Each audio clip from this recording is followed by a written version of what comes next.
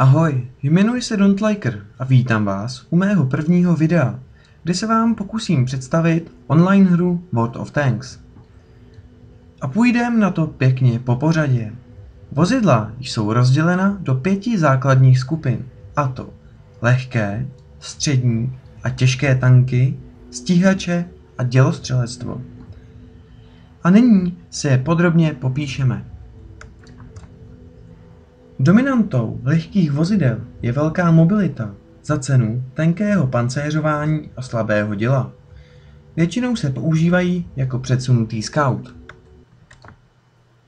Střední tank má tak od každého trochu.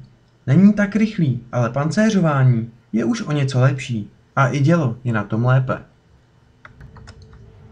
Těžký tank, jak už vyplývá z názvu, je těžce pancéřován a je osazen velmi silným dělem. Za to pohyblivost tak trochu pokulhává. Na bitevním poli patří k největší hrubé síle.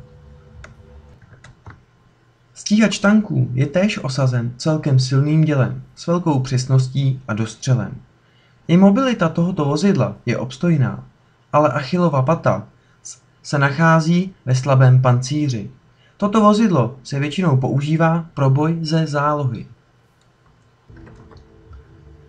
Vozidlo s největším dostřelem ve hře a žádným pancířem je dělostřelectvo, které je dobrou podporou na bojišti. Bohužel v přímém konfliktu nemá šanci. Úroveň posádky je dalším důležitým aspektem. Princip je velice jednoduchý.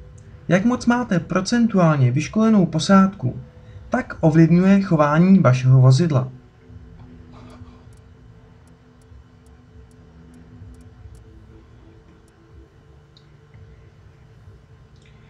Jednoduše a rychle.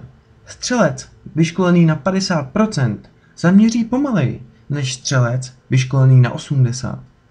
A tak je to s řidičem, s nabíječem, s technikem a i s radistou. Po dosáhnutí vyškolení 100% můžete posádce přidělit určitou schopnost.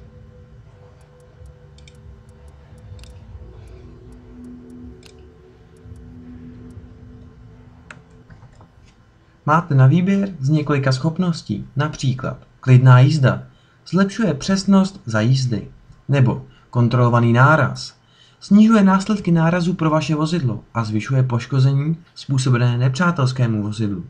Vybírejte ale obezřetně jen to, co budete používat. To by bylo ode mě vše. Doufám, že se vám video líbilo. Přeji hodně štěstí a zdaru. A příště se podíváme, co umí XVM mod.